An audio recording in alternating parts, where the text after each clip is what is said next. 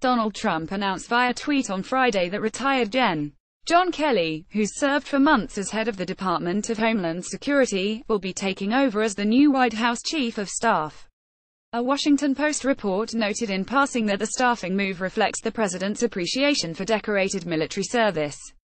Throughout his life, Trump has venerated military valor, and he recruited several generals into his administration, including Kelly. "I wish this were true, but the evidence to the contrary is overwhelming." On the surface, Trump tends to honor military service the way a child might. He seems to think it's cool to be around those who served. The more impressive the service record, and the higher the military rank, the more Trump wants to be associated with the bravery others have shown.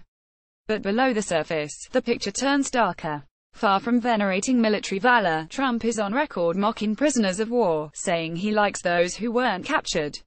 Trump, who avoided military service during the Vietnam War, also said he felt like he'd served in the military because his parents sent him to a military-themed boarding school as a teenager.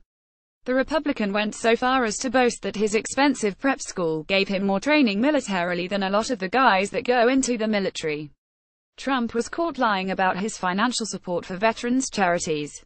He's claimed more than once that he understands counterterrorism better than American generals.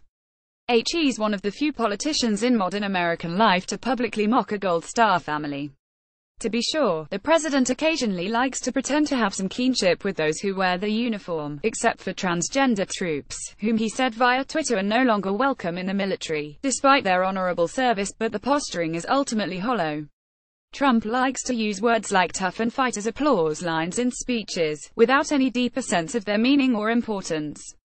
To believe he's venerated military valor throughout his life is to buy into a cheap PR campaign.